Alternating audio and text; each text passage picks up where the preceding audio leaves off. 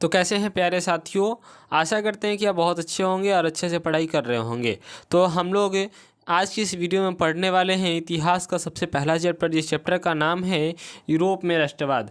तो यूरोप में राष्ट्रवाद चैप्टर से जितने भी क्वेश्चन 2023 से लेकर 2011 तक में 2011 से 2023 तक में बिहार बोर्ड ने जितना भी क्वेश्चन यूरोप में राष्ट्रवाद चैप्टर से पूछा है, उन सभी क्वेश्चन को मैंने एक जगह करके आज की इस वीडियो में करने वाले हैं। ठीक है, तो ये वीडियो आपके लिए बहुत ज़्यादा इंपॉर्टेंट होने वाला है। चलिए क्लास को स्टार्ट कर लेते हैं। और सबसे पहले बता दें आपको प्यारे साथियों कि अभी तक आपने हमारे चैनल को सब्सक्राइब नहीं किया है तो जल्दी से चैनल को सब्सक्राइब कर ले और वीडियो को लाइक ज़रूर कर दीजिएगा। चलिए क्लास को स्टार्ट करते हैं।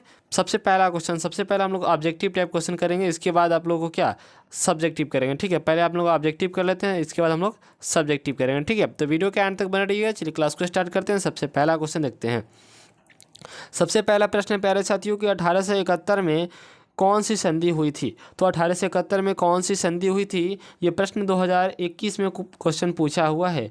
तो 1871 में कौन सी संधि हुई थी, ये हुआ था फ्रैंकफर्ट की संधि। याद रखेंगे कौन सी संधि, फ्रैंकफर्ट की संधि हुई थी 1871 में। आगे बढ़ेंगे, दूसरा नंबर क्वेश्चन आपकी स्क्रीन पे दूसरा नंबर क्वेश्चन है 1830 की क्रांति के बाद फ्रांस में किस प्रकार का शासन स्थापित हुआ। तो 1830 के क्रांति हुआ, उसके बाद में जो है फ्रांस में किस प्रकार का शासन जो है स्थापित हुआ था, ये प्रश्न 2021 में पूछा हुआ क्वेश्चन है। इस प्रश्न का सही आंसर सी हो जाएगा, यानी कि गणराज्य। कैसा था, गणराज्य स्थापित हुआ था। आगे बढ़ेंगे, तीसरा नंबर क्वेश्चन है जर्मनी के एकीकरण के लिए कौन उत्तरदायी था। तो ये प्रश्न जो है 2021 में क्वेश्चन पूछा हुआ है। तो जर्मनी के एकीकरण के लिए कौन उत्तरदायी था प्यारे साथियों, ये वो था आपका बिस्मार्क। कौन था, बिस्मार्क। ऑप्शन नंबर बी हो जाएंगे। आगे बढ़ेंगे, 4 नंबर क्वेश्चन आपका कि फ्रैंकफर्ट की संधि किस वर्ष हुई थी। ये प्रश्न 2021 में पूछा हुआ है। तो फ्रैंकफर्ट की संधि जो है वो हुआ था आपका 1871 में। पहला ही क्वेश्चन है, ऑप्शन नंबर डी हो जाएंगे इस प्रश्न का सही आंसर। प्रश्न संख्या 5 देखेंगे, इटली के एकीकरण में निम्न में से किसका संबंध नहीं है। तो इटली के एकीकरण में जो है निम्न में से किसका संबंध जो है इसमें से नहीं है, तो बिस्मार्क का संबंध नहीं था। ऑप्शन नंबर ए हो जाएंगे बिल्कुल सही आंसर। आगे बढ़ेंगे, छठा नंबर क्वेश्चन है इटली और जर्मनी के एकीकरण के विरुद्ध निम्न में कौन था। जब इटली और एकीकरण का जो है एकीकरण हो रहा था तो उसके विरुद्ध में कौन सा देश था प्यारे साथियों, वो था आपका बिल्कुल ऑप्शन नंबर सी, यानी कि ऑस्ट्रिया था। कौन था, ऑस्ट्रिया। ऑप्शन नंबर सी बिल्कुल सही आंसर हो जाएंगे। 7 नंबर क्वेश्चन देखेंगे, प्रश्न आपका जर्मनी के एकीकरण का प्रमुख वस्तुकार कौन था। तो जर्मनी के एकीकरण का प्रमुख वस्तुकार जो कौन था, यह प्रश्न 2021 में पूछा हुआ क्वेश्चन है। इस प्रश्न का आंसर ऑप्शन नंबर डी हो जाएंगे, बिस्मार्क था। कौन था, बिस्मार्क था प्यारे साथियों। प्रश्न संख्या 8 देखेंगे, फ्रैंकफर्ट की संधि पर हस्ताक्षर कब हुई थी। बताइए, जो फ्रैंकफर्ट की संधि हुई थी उसके ऊपर हस्ताक्षर जो है वो कब किया गया था।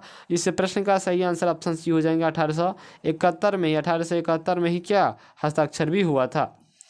आगे बढ़ेंगे, 9 नंबर क्वेश्चन देखेंगे, काउंट काबूर को विक्टर एनुअल ने किस पद पर नियुक्त किया था। ये प्रश्न 2020 में 2021 में 2 बार प्रश्न पूछा जा चुका है अभी तक। तो काउंट काबूर को विक्टर एनुअल ने किस पद पर नियुक्त किया था। इस प्रश्न का सही आंसर सी हो जाएंगे, प्रधानमंत्री। किस पे, प्रधानमंत्री के पद पर। आगे बढ़ेंगे, 10 नंबर क्वेश्चन है रक्त एवं लौ की नीति का अवलंबन किसने किया था। तो रक्त एवं लौ की नीति का अवलंबन जो है प्यारे साथियों, ये प्रश्न जो है 2011 में, 17 में, 20 में 3 बार प्रश्न अब तक पूछा जा चुका है। इस प्रश्न का सही आंसर सी हो जाएगा, बिस्मार्क। ऑप्शन नंबर सी हो जाएंगे। आगे बढ़ेंगे, 11 नंबर क्वेश्चन है साथियों कि यूरोप का मरीज किसे कहा जाता है। बड़ा इंपॉर्टेंट प्रश्न है, ये प्रश्न 2019 में पूछा हुआ क्वेश्चन है कि यूरोप का मरीज जो है वो किसे कहा जाता है। तो इस प्रश्न का सही आंसर ऑप्शन में हो जाएंगे, तुर्की को। किसको, तुर्की को कहते हैं। ऑप्शन नंबर ए हो जाएंगे। आगे बढ़ते हैं, अगला क्वेश्चन है कि यंग यूरोप का संस्थापक कौन था। तो यंग यूरोप का संस्थापक कौन था, ये प्रश्न 2019 में क्वेश्चन पूछा हुआ है साथियों। इस प्रश्न का सही आंसर ऑप्शन नंबर ए हो जाएंगे, मैजनी। यंग यूरोप का संस्थापक मैजनी था। आगे बढ़ेंगे, 13 नंबर क्वेश्चन देखेंगे साथियों। 13 नंबर क्वेश्चन आपकी स्क्रीन पे दे रहा है। प्रश्न है कि टीपू सुल्तान शासक थे। कहाँ के शासक थे टीपू सुल्तान, ये प्रश्न 2019 में पूछा हुआ क्वेश्चन है। तो टीपू सुल्तान जो थे प्यारे साथियों, ये मैसूर के शासक थे। ऑप्शन नंबर ए हो जाएंगे। बढ़ते अगले क्वेश्चन की तरफ। अगला क्वेश्चन है किस युद्ध के बाद जर्मनी का एकीकरण हुआ था। बताइए, तो किस युद्ध के बाद जो है जर्मनी का एकीकरण हुआ, ये प्रश्न 2018 में पूछा हुआ क्वेश्चन है। तो ये कौन सा युद्ध था जिसके बाद जो है जर्मनी का एकीकरण हुआ, वो सेडान का युद्ध था। सेडान। ऑप्शन नंबर डी हो जाएंगे इस प्रश्न का सही आंसर साथियों। आगे बढ़ेंगे, क्वेश्चन नंबर 15 देखेंगे। प्रश्न संख्या 15, क्वेश्चन कह रहा है कि गैरीबर्डी पेशे से क्या था। ये प्रश्न जो है 2014 में और 19 में 2 बार प्रश्न पूछा जा चुका है अब तक कि गैरीबर्डी पेशे से क्या था। तो इस प्रश्न का सही आंसर ऑप्शन नंबर बिल्कुल आपका डी हो जाएगा, यानी कि नाविक था। क्या था? नाविक। ऑप्शन नंबर डी हो जाएंगे। अगला क्वेश्चन देख लेते हैं। अगला क्वेश्चन है 16 नंबर, जर्मन राइन राज्य का निर्माण किसने किया था। ये प्रश्न 2014 में, 16 में और 22 में 2 बार प्रश्न पूछा जा 3 बार प्रश्न अब तक पूछा जा चुका है कि जर्मन राइन राज्य का निर्माण किसने किया था। इस प्रश्न का सही आंसर बी हो जाएंगे, नेपोलियन बोनापार्ट ने। बड़ा इंपॉर्टेंट प्रश्न है, नेपोलियन बोनापार्ट ने किया था। आगे बढ़ते हैं, अगला क्वेश्चन देखते हैं। अगला क्वेश्चन आपका सन 1870 में फ्रांस और प्रसा के बीच युद्ध कहाँ हुआ था। यह प्रश्न 2015 में पूछा हुआ क्वेश्चन है कि 1870 में फ्रांस और प्रसा के बीच जो युद्ध हुआ वो कहाँ पर हुआ था। यह प्रश्न का सही आंसर ऑप्शन ए हो जाएंगे, सेडॉन में हुआ था। कहाँ पे साथियों? सेडॉन में हुआ था। आगे बढ़ेंगे। क्वेश्चन है कि इटली के एकीकरण में निम्न में किसने योगदान किया था। तो इटली के एकीकरण में निम्न में से किसने योगदान किया था। यह प्रश्न 2022 में पूछा हुआ क्वेश्चन है। इसका सही आंसर डी हो जाएंगे, यानी कि इसमें सभी ने, यानी कि जब इटली का एकीकरण हो रहा था तो योगदान मैजनी ने भी किया था, काउंट कावरवे ने भी किया था और गैरीबाल्डी ने भी किया था, यानी कि इन सभी ने किया था। ऑप्शन डी बिल्कुल सही आंसर हो जाएंगे। प्रश्न संख्या 19 है कि वियना सम्मेलन कब हुआ था। प्रश्न संख्या 19 है कि वियना सम्मेलन कब हुआ था। ये क्वेश्चन 2022 में पूछा हुआ प्रश्न है। तो वियना सम्मेलन जो प्यारे साथी वो 1815 में हुआ था, याद रखेंगे 1815 में हुआ था। ऑप्शन नंबर ए हो जाएंगे। 20 नंबर क्वेश्चन है साथियों की जलवेरिन संस्था संबंधित है। तो जलवेरिन जो है किससे संबंधित है। ये प्रश्न 2022 में पूछा हुआ क्वेश्चन है। तो इस प्रश्न का आंसर बी हो जाएंगे, व्यापारियों से। किससे संबंधित है? तो व्यापारियों से संबंधित है। ऑप्शन बी हो जाएंगे। आगे बढ़ते हैं साथियों। अगला क्वेश्चन है कि जेनेवा, क्वेश्चन है कि जेनेवा संधि कब होती है। तो जेनेवा संधि जो कब हुई थी साथियों, 2022 में क्वेश्चन पूछा हुआ है।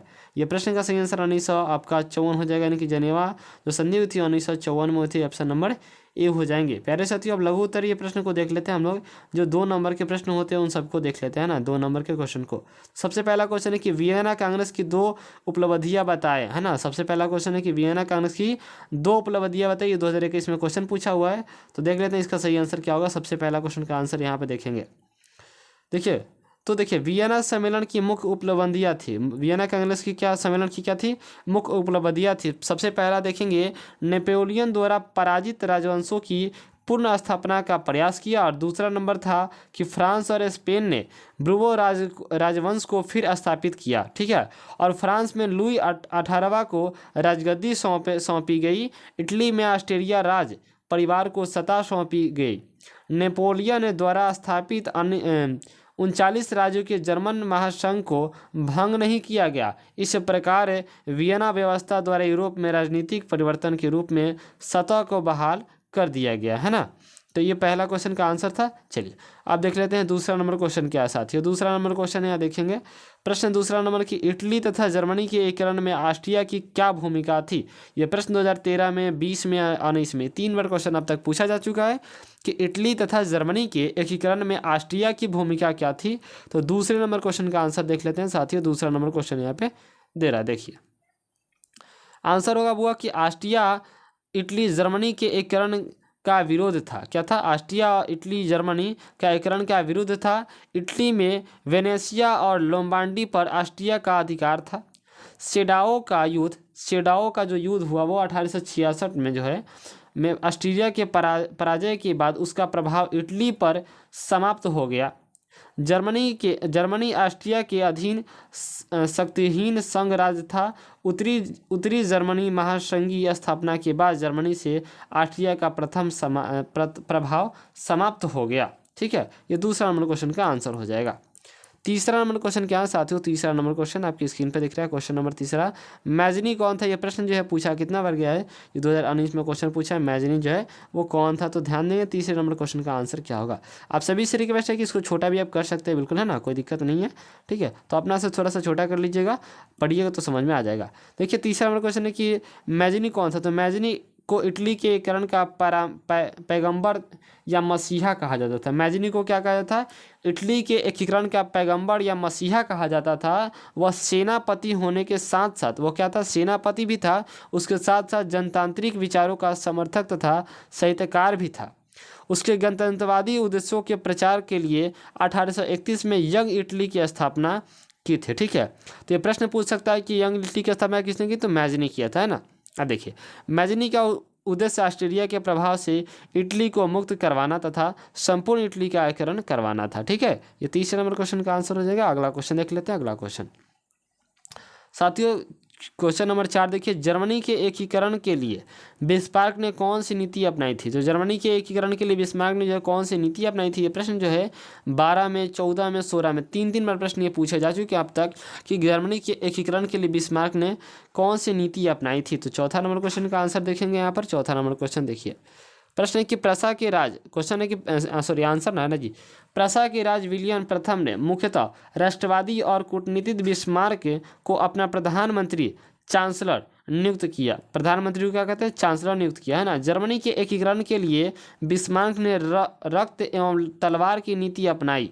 सबसे पहले बिस्मार्क ने आर्थिक सुधारों के द्वारा प्रसा की स्थिति मजबूत की और क्या इसके सैनिक शक्ति संता हुई। प्रसा के एकीकरण के लिए उसने डेनमार्क, ऑस्ट्रिया तथा फ्रांस के साथ युद्ध किया। ठीक है, और साथ ही साथ और देखिएगा कि इसके परिणाम स्वरूप ही यूरोप के नक्शे पर एकीकृत जर्मन राज्य का उदय हुआ, है ना। तो 4 नंबर क्वेश्चन का यह आंसर हो गया।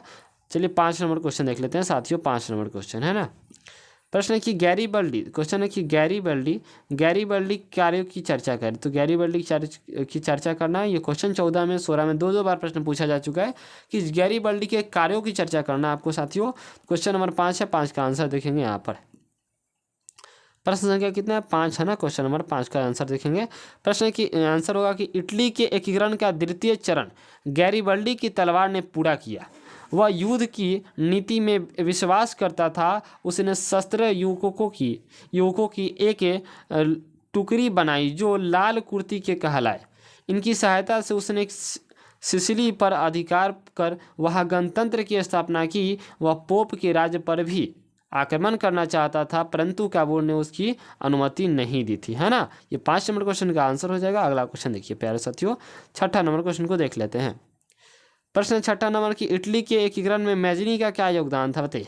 तो इटली के एकीकरण में मैजनी का क्या योगदान था? ये प्रश्न 2011 में और 15 में 2 बार प्रश्न पूछा जा चुका है।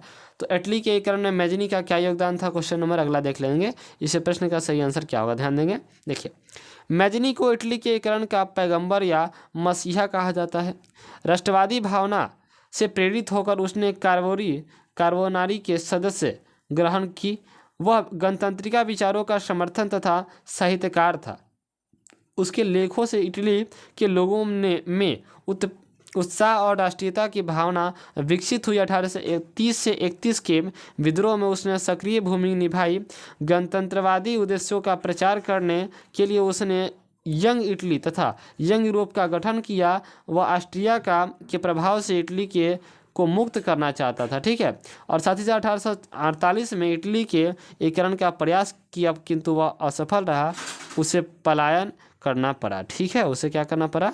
पलायन करना पड़ा। ये 6ठा नंबर क्वेश्चन का आंसर आप लोग नोट कर लेंगे। है क्वेश्चन नंबर 7 का देखेंगे। प्रश्न संख्या 7 पूछा है क्वेश्चन प्यारे साथियों कि जर्मनी के एकीकरण में क्या बाधाएं थी? बाधाएं क्या थी ये प्रश्न पूछ रहा है। तो ध्यान देंगे, जर्मनी के एकीकरण में क्या क्या बाधाएं थी।